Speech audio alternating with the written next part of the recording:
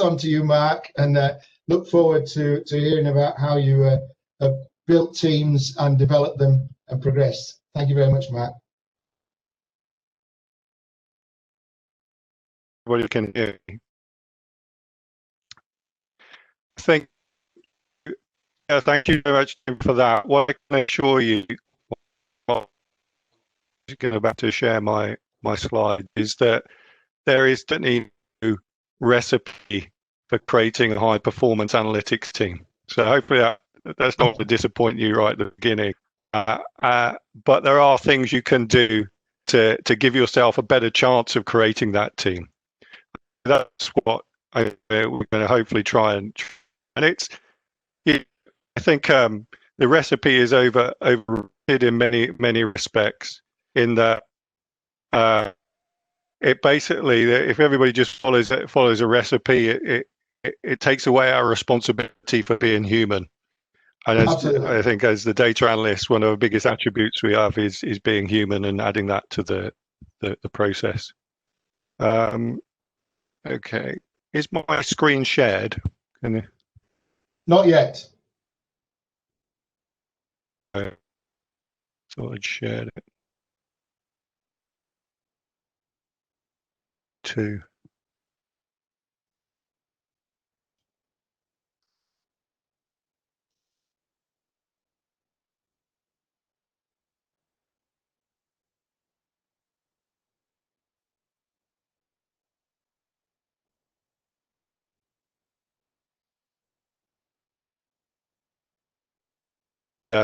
To join me and help with their view on the team as well.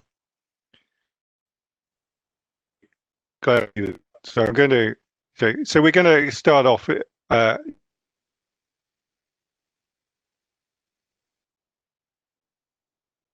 for leading a team of about 40 analysts within the UK facing part of the Ladbrokes Coral organisation, which happens to be GVC. And I've been at that organisation, various forms, for 8 years now, building up a team. And all I can say is the team I've got right now is the best performing team I've ever had. So relative to what I've had before, it is excellent. And Eoin joined, and he's a book analyst, and we'll tell you a bit more. He's going to tell you a bit about the experience within part one. And Fraser Gray works as a marketing analyst, and he is going to tell you through the experience within part two. So I thought I'd start off by saying, what is an effective team? And the definition that I use is it's a collection of people working together to achieve common and meaningful goals in a way that is enriching and supportive. I've highlighted a few key words there. And so the comment comes, so why is a group of people waiting at a bus stop not a team? Well, ultimately, they're a collection of people, that's for sure. They're definitely working together. They're all queued up, waiting in an orderly fashion to get on a bus. And they've definitely got a common goal. They want to get on a bus and get home or get to where they're going. However, the goal isn't particularly meaningful, and it's certainly not enriching and supportive. And so those are the key things that really stand out for me in terms of the team. Unless it's rich and supportive and we've got something meaningful to achieve, then it's hard to get a team to perform in an excellent manner. And so one of the most interesting things I've come about around teams is something by Amy Edmondson. And she stumbled upon this by accident. She was doing a piece of research in hospitals and teams in hospitals, and a 6-month piece of research where she was trying to understand the relationship between the quality of the team and the number of mistakes they made. And she fully expected that the better the team, the fewer the mistakes. And after the 6 months, she got all the data, and quite rightly, she found a correlation, but it was completely the opposite to what she expected. And what she found is the best teams were making the most mistakes, and the worst teams were making the least mistakes. And that, for her, became a real puzzle. It was intuitive that was happening. And then she uncovered what the best teams actually recorded more mistakes. They were more open they were less worried about recording and logging their mistake. The consequence that she then formed the term psychological safety. And psychological safety is all about being comfortable enough to speak up. And in my team, it's become the most important variable of what's created a high performance team, and especially within an analytics team. Because if you can't speak up as an analyst, you get to see all this stuff, then you're in real trouble. You can't influence the business. And the people, it's the quality of the team feel comfortable. And as there are lots of examples where probably the biggest aeroplane crash the world's ever seen has been caused because the co-pilot was afraid to speak up. Financial institutions have gone out of business because they've been key people they found after afraid to speak up. I think even in the Watergate case trial, the team members were asked, so you knew what you were doing was wrong. Why didn't you say so? They said, because we were trying to be good team members, which is quite ironic, really, where it's actually the opposite. And so what we find is that by not speaking up and telling people, maybe because you're worried your boss is going to shout at you or it's against what his opinion is or a piece of analysis or whatever, we're discounting the future for feeling safe in the present.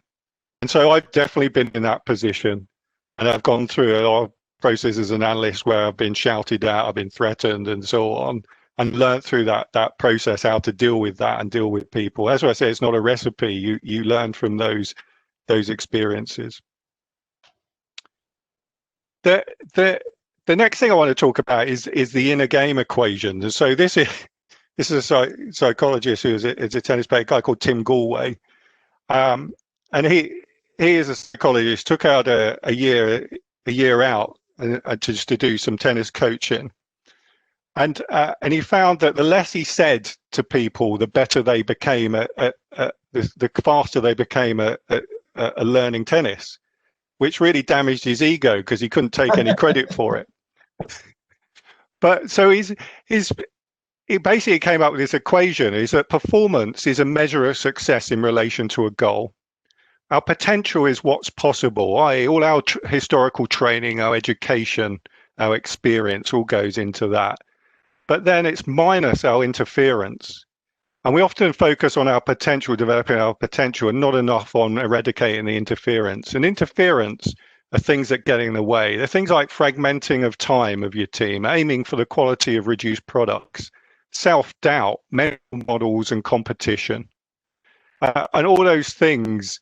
So he talks about not only is there an outer game in playing tennis or in analysis, getting the best feedback or doing the best analysis, but in order to achieve that, there's an inner game, such as our self-doubt, our worry, and how do we overcome those, because those interfere. And so recently I presented to a group of analysts in Canada, and I made it's more of a webinar, so I made it interactive.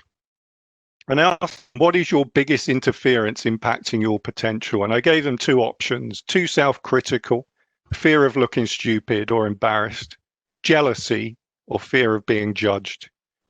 And for them said fear of looking stupid or being embarrassed, which is really self-judgment and worry that actually what I'm going to say I may get scorned for. Then it was too self-critical on oneself, and then it was fear of being judged by others. And no one chose jealousy, which I'm surprised, because I felt jealousy before in my career. But it just brings back the point to me, all those things, analysts being aware of what's impacting them. I keep coming back to the point that it's so important that you feel okay to speak up as an analyst, because you're going to see things that other people just don't see. And so the other aspect is watching people come through, going through to an individual mindset from a team mindset. And you come out of university, we're all told to try and get the highest in the class, to get the best grades, to study ourselves in the library. And that challenges to us to be the best. So what's in it for me? Things like fear of missing out. I propose something in a meeting that I don't fully understand, just so I can be heard. And there's a feeling that you need to stand out. You need to be seen as the best. Whereas a team mindset needs something very different as we go into the workplace. How can I support my team is the first question rather than what's in it for me. I should feel honoured to be part of a team, and I'm open to be inspired by other team members. It shouldn't just be about me and me providing my input. I need to generally care about my fellow team members. My team are my family. Um, in my view, I decide fairly early whether I can trust someone. If I can't trust someone, we'll part company, because actually it's not good for both of us. But actually, if they're trusted, then they can make mistakes, so long as they don't keep repeating the same mistake. But sometimes I need to be quiet and take a back seat. And also, if someone, this is another interesting thing. Can you stand back if someone does something in a team that irritates me? Can I stand back and consider that their actions are coming from an intent of wanting to help and make a difference rather than to be disruptive? So again, it's part of developing a team is you bringing people through from analyst to senior analyst to head of. Definitely that big jump from senior analyst to head of definitely requires all this thought, and most of my job now is helping the heads of making that jump, or the senior analyst making that jump, or a large part of my job. My last slide before I hand over to Eoin is, so the other thing that Tim Galway asks his people is, he asks a tennis player, why do you play tennis? And they so often say, I play tennis to win. Or I play tennis to produce my best analytics, or I do analytics to be great at it. But so why don't he responds then, he says, so why don't you just pick the worst tennis player to play each time so you can be sure of winning? And which then gets them stuck, right? It gets them stuck. And the whole point isn't about winning. It's not about winning. It's about, I want to see the best tennis player I can possibly be. And that often means putting yourself in positions where you lose. And so ultimately, I like this framework. So you've got your skill level at a particular task, whether it's low or high, and then you've got your challenge level, low or high. And if you choose your skill level, or the skill level required, if the challenge level is low and your skill level is high, you're going to be relaxed or bored or apathy, and you're just going to get tuned out. You get bored of doing analysis. If you always pick up a piece of analysis you know you can do easily, then eventually you're just going to be stuck in a rut or low. But actually, the right place to be is in this flow where the skill level is high and the challenge level is high, where you're constantly just stretching yourself enough to enjoy what you're doing, but also be prepared to make some mistakes. If your skill level is low relative to the challenge, then that's when we get into anxiety and so on. So I like that framework for thinking about how I work, and also how my teams work, and am I distributing the work fairly and correctly. So that was my introduction. I'm now going to hand over to Eoin. Thank you very much. Thank you very much, Mark.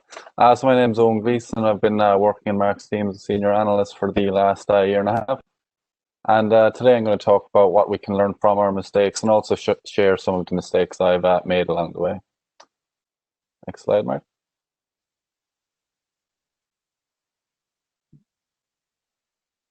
So here we see this is Eliud Kipchoge just after he crossed the finish line.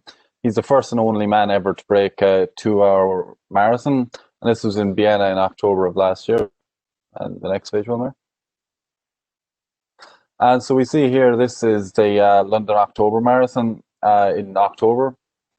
So what we see here is he turned up here. He was expected to win this race. He's the best runner in the world. His chief rival pulled out of the day. But on this day, he didn't. He came ace and still in a very respectable time. But on this day, he didn't win when he was expected. And my point here is that even the very best people, and when they think they're coming in peak form, they have off days, and we will all have off days. We'll all have days where we don't perform to 100%. And it's okay to have mistakes, and it's okay to have off days. Next slide, Mark.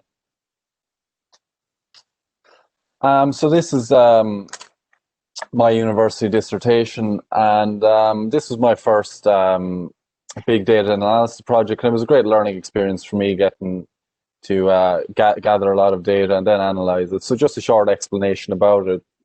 So I gathered results for 10 years across the 5 major football leagues in Europe, and then I looked to see if there was any simple inefficiencies in the markets, favoured long shot bias, home away bias, and so on. After that, then I built a model to predict the results of the games and then simulated across 10 years of data I had. So I'm sure the curious among you are wondering what's this graph to the right with the billions on the y-axis. And this would have been my net worth if I had followed this model and the results were to be believed. After a couple of hours of kind of dreaming about living on a yacht and being a billionaire, I sat down to think that maybe there's something wrong here. I had a look through my code, kept looking through it. To me, it all looked fine, and I was maybe getting a bit just frustrated with it. So I just kind of stopped, took a break, and then called a friend. So when I consulted a friend of mine who had a lot more experience building these models, he very quickly said, by any chance, Owen, does the model know the score of the game before it happens? And it wasn't that it was predicting every result, but it just changed averages a slight little bit every single game. By doing this, it made this into a model that was very, very profitable. And that was it, a simple less than or equal to where I should have had a less than in my code. That changed this thing. And in the end, the model broke even, and it was a nice piece of work, and it was very interesting. It got me my start in the industry. And this trivial mistake, it taught me the value of having a network, having a team of people around you, people that support you, that have been down the road before. And of course, I would have found this mistake eventually. That's not the point. But this person showed me, he helped me, and then he showed me some things to improve the speed of the code because it was quite slow. And it's really, that's the benefit of being in a team. You don't need to go it alone. You always have somebody there to support you. Next slide, Mark. So then we come to my introduction to databases. So I came from, just after I joined Mark's team, so I came from a background in trading. I had no real experience working with SQL databases where you can quite easily create tables with hundreds and hundreds of columns and hundreds of millions of rows of data if you so desire. So in my training, I was kind of given some free rein to get to grips with our database, learn as much as I can, ask all the silly questions, and make the simple mistakes. And make some mistakes I did do along the way. So I was having great fun joining as many dimension tables to our fact tables as I could. And then I kept saving these tables because you never know when you're going to need these tables with multiple copies of the same table and very, very large tables. So I thought I was doing great, and I learned a lot in a couple of weeks. I thought everything was going well until another analyst, Mark Costa, turned around and he asked, does anybody know who this EG guy is? Then he looks at the name tag on my desk and realizes it's me. And then I just have the realization, oops, what have I done here? So what I had managed to do is I had managed to create 7 of the 10 biggest tables in our database to have no real relevance, and I had no need to create 7. And most of them were copies of the same or just the same table with a couple of extra rows in it. And by doing this, I had managed to take up all the server space, and nobody else could save a table. Nobody could do any work. But how was I supposed to know? I thought that we had infinite storage in some faraway cloud. So anyway, I promptly deleted these tables and learned the lesson from this and learned about the code. But it's by working in an environment where it's okay to do this, to have this mistake, and you can look back and laugh at it in a few weeks after that I could make this mistake. But after that, then my boss shared me some code. Then he gave me some mentorship and then explained what I was doing wrong, explained why you don't need to select star from every single table. And then I didn't dwell on that mistake. I moved on, and I now write more efficient code, and I can do that in the future. And if a new hire comes in a few years' time and they make the same mistake, I can now show them, and I had that experience. And I'm sure there's plenty of other people in their introduction to databases made similar mistakes like this. Next slide, Mark. So what you see here, this is what you didn't see in the first slide. So this picture on the left here, this is Eliud Kipchoge while he was running it. And if you notice, there's a green line in front of the first runner here. And this was the pace that they needed to run to break the world record. Then you also see a team of runners around him. And these runners weren't there just for company. They were there to also set the pace, but also reduce wind resistance so he could get there faster. And then on the right-hand side, you see his coach. And my point here is that even some of the one of the greatest athletes of all time, He has a team surrounding him. He's a coach. And then a coach for me and you could be anybody. It could be your parents, your partner, your boss, your father, your friend, whoever. But everybody needs these people. Your coach is somebody who's going to push you when you need to be pushed, be a listener when you need to talk, and they will be there fighting in your corner for you, and they will always stand up for you and when you need it. Next slide, Mark. So these are some key takeaways I came up with while I was putting together this presentation. So everyone make mistakes. I've shared a couple of mine. I've shared a mistake or an off day of one of the greatest athletes of all time. So we will all have off days, even the very best people in their respective fields. So there's no need to feel bad. Just learn from these mistakes. So mistakes show us areas where we need to continue our learning, but it can also lead us to finding different approaches to problems. Mark's earlier chart showed, if you remember, that the more mistakes, the better the team. We should also never be afraid to speak up, never be afraid to ask for help, and everything is easier with the support of a team, as I've demonstrated here with my mistakes. We should aim to create and work in an open environment where you're not afraid to share a mistake. This builds a better team that works together and learns together from each other's mistakes. Next slide, Mark. Then I'm going to leave the parting wisdom to Marcus Aurelius, who kindly contributed to my presentation. So the impediment to action advances action, and what stands in the way becomes the way, which you more commonly heard here said as the obstacle is the way, or in this case, the mistake is the way. So own your mistakes, move on and learn from it, and you'll be all the better for it in the future. Thank you very much, guys. That's my part of the talk, and over to Fraser now. Thanks, Eoin. So I want to focus more on the people elements of what it's like to be an analyst in a high performing team. And I think the title for this couldn't be better than being the critical friend. And I'll give you a couple of my own experiences and tidbits of what that is for me. So I want to start off by with a story of a pilot called Bob Hoover, who's an American pilot coined to be one of the best show pilots of all time. And in 1989, he was flying in San Diego. He had a couple of clients with him, just to spin them around in the air and so on, show them his thing. And he did so in a small piston-powered passenger plane. Now, his plane got to about 300 feet before both engines simultaneously failed and went crashing down to the ground, courtesy of gravity. So lost all its power, and he crashed into the side of. Fortunately, managed to crash into the side of a hill, no casualties, and walked away from an otherwise fairly severely damaged plane.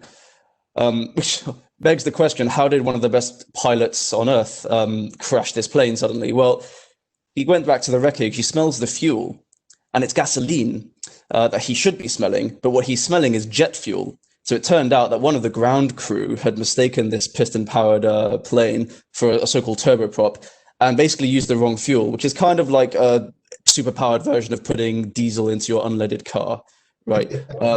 So quite severe consequences. And it actually, to be fair, it actually led to a good outcome in the end. But what was most remarkable about the whole situation was how Bob Hoover tackled the fact that this failure had occurred and he almost lost his life.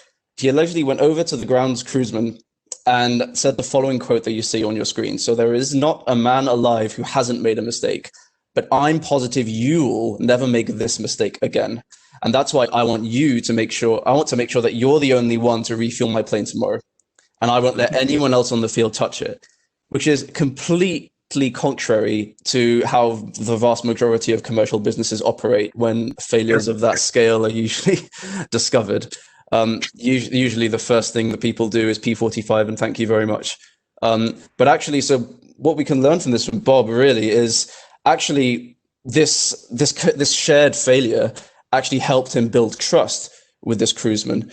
And furthermore, from that story, there was actually a process improvement in the overall world of aviation where the so-called Hoover nozzle was innovated to prevent this thing from happening again on the hardware level. So next slide, please, Mark. Mark, thanks. And really, so that element of trust, that is the key foundation of having a high-performing team. And indeed, the absence of that trust is actually the biggest pitfall before you have a team. I think Mark in his talk mentioned that one of the most important things for him when he built his team is for that trust to be there. And if the trust is not there, you figure out very quickly, it's not going to be a high-performing team, because it's the foundation of a team's success, is that ability to be able to trust your own teammates, but also be trusted yourself. And being able to portray this trust to the people around you is also dependent on your own trust in yourself, actually, confidence in your own skills. I think everyone reads their articles, trains themselves on the technicals, but also you need to have the confidence. It's one thing to be superbly technical. It's another thing to be able to confidently execute those skills and actually convey them to a wider audience. And a lot of the time, people have their skills. They have these skills and they're completely capable, but they just have this nagging fear in the back of their mind, and that leads to the next rung in the triangle there, that fear of conflict. You remember from Mark's talk, he was talking about when he made that survey, a lot of the time people just don't want to sound stupid. They don't want to share their ideas because they don't want to A, sound stupid, or B, cause anyone any negative emotions. Everyone ideally wants to have a nice positive experience at the workplace. Everyone is doing a fantastic job. Well done, everybody. Well done. But then actually, unless you have this culture where you feel comfortable to tell people when things are going wrong, or to tell people, okay, maybe you can do these things differently, or you're conducting a piece of analysis and you have some controversial results, which actually might even be in complete contravention with what people believed previously. It takes a lot of skill in itself, a lot of guts to actually address the conflict head on. But the thing is that if teams completely avoid conflict, then they might never find the things which are holding them back. They might never find those process improvement opportunities, and they might be making effectively unnecessary sacrifices without even really knowing that they could be doing better if they just spoke more. And then, indeed, if you're in this culture where you can't voice your concerns, that eventually leads to detachment, right? It leads to a lack of commitment, both from the analytics side of things, but also from the stakeholders. If the stakeholders never really feel like they're being challenged, whether they realize it or not, actually, they then don't really want to spend as much time looking at the analytics side of things, because they're not really getting any insights that are going to make them change their mind and make big swooping decisions. And indeed, that leads to the next one, which would be the avoidance of accountability. So when people are not committed, no one really wants to take ownership for things. It's never their fault, because they don't really want to. They don't want to be responsible if things do go wrong, especially if things were ignored, and that ultimately would lead to complete inattention to results. So there's complete apathy. If you remember Mark's flow, to have actually the writing's on the wall that things need to change, but no one wants to address it, or no one even has at this point, the capability of addressing it. And those are the 5 big dysfunctions of a team. And indeed, if you flip it upside down, making sure that you are hitting those 5 categories would actually help with your performance. So on the next slide, I want to show you a very, very simple case articulating some of these thoughts. So on your screen, there's some numbers, some colors. The colors are really on the important bit, to be honest with you. So what this is, very, very loosely, is a summary page visual of a campaign performance of 2 different promotions. So brand A and brand B operating in the same market. Brand A releases a loyalty scheme in one period, and brand B releases their own version of a loyalty scheme in the same period, largely to the same customers. But as you can see, brand A, full of green. They did spectacularly well across the board. I've blacked out some of the numbers, but you get the idea. And brand B, on the other hand, complete different story. The only thing that they succeeded in doing is that they succeeded in having a higher cost with no positive uplift in other KPIs. So not a great look for brand B. Brand A, you present them this analysis and they love it. They absolutely love it. They think, yes, brilliant. Thank you very much. This is great. Brand B, on the other hand, because you're basically telling them that their idea didn't work. A lot of the time, people can get defensive about things. It's a natural reaction. Everyone, to a certain degree, has ego. So a Bulgarian author called Plamen Petrov, he coins the term that one has to pause your ego. So everyone has ego. The rang of emotional intelligence that both the analyst and the stakeholder have to reach as a team actually is to pause your ego especially when you're receiving feedback, when you're receiving news of how your idea did, how your product performed in the market when you released it. You have to try and just look at the evidence, look at the data, trust that the analyst has the correct fundamentals and trust that they have the solid analytical process, and put the ego aside and let's look at the results and move together. So Brand B, promotion manager, didn't really believe this way, and when they saw these results, they really perceived it as a personal failure, but rather than reframing it as a learning opportunity, which would be the correct way for moving together and growing together. And they see at the top there, finally getting to the title of the slide, the key takeaway here is that really you have to, if you're going to fail, you have to fail fast, recognize, and everyone agree this was a failure. It was a failure. We spent money, it did not work. But then the key is that you fail fast, you fail together. It's not a blame game. And then you move on to the next, you grow together. And that is how you achieve growth ultimately as a business, driven by your analytics function and how you perform in a FTSE 100 company. Last slide, please, Mark, just to close it out in the final minute. So trust in your analytical process, be confident in your own skills. We mentioned, if you cast your mind back to the triangle, that absence of trust is the biggest pitfall when it comes to both working as a team within analytics and also presenting your findings to the wider business. And you need to be confident in your skills. If you don't feel confident in your skills, you need to go and grind, get back in the lab and learn your trade. And then build that confidence to actually challenge the status quo, which is actually the next bullet. The second bullet is act as an independent friend. Pause your ego. Don't take sides. Don't be like, okay, brand A is the better brand, I'm going to big up brand A. No, we're there to help everyone grow. So pause your ego and act independently and with integrity, actually, as an analyst, and be prepared to challenge the status quo. So it's one thing, trust in your skill, know you have the skills, but then actually be ready especially when you're telling people they've done something wrong, that the figures speak for themselves, right? Your analysis is accurate. Always prioritize long-term growth over short-term gains. I know it's very easy to flatter people and say, yes, you're wonderful. And for some people, that's a fast track to promotions, potentially. But that's not going to do anyone any favors in the long term. It's not going to do the business any favors. And that is something that should be avoided. Going back to this, which I think is probably the most important thing, is fail fast, fail together, and then you succeed together, always as a team. And that goes when you're within the team itself, that goes to the whole business, just always together. And just to go with the theme of that Eoin started, of parting with an inspirational quote. So I've gone for Goodhart's law here, which is quite a common one, but let's go with it anyway because it rings true with me. So when a measure becomes a target, it ceases to be a good measure. So going back to those promotional campaigns, people will be all worked up on driving a particular KPI, but they sometimes lose sight of the wider view of, we're here to grow the business. We're here to generate stakeholder wealth, effectively, shareholder wealth. And that's why people shouldn't get too bogged down in the KPI details. They're there as indicators, hence the term. But move past it and don't lose sight of the bigger picture. Thank you. Thank you. Thank you, everyone. Thank you, Tim. Thank you, Jam. Oh, brilliant. Thanks very much for inspiring us, I think, on the way of the teams, but also acting as a team, which is really great to see. I'm conscious of time, and I know most of that is my fault for going over time, but there's a really great question that's popped up in the questions and answers. Just want to encourage other people to put it in.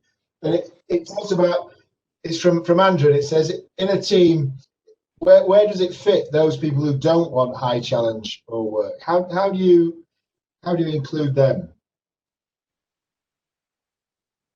Yeah, a very good question.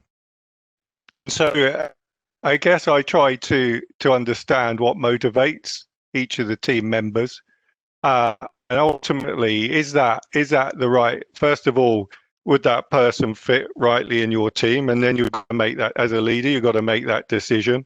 Because actually, if they don't, then it's better for both of you to find a different path. But if you've got a space and you're comfortable within that team, that person is going to just plod. But ultimately, being a human and just doing that, I would argue that at some point they're going to switch off. It's a bit like the tennis player who keeps playing the really bad tennis player. Eventually, he's just gonna get bored, right? It's just a human nature to get bored. So I challenge whether actually that's a long-term viable.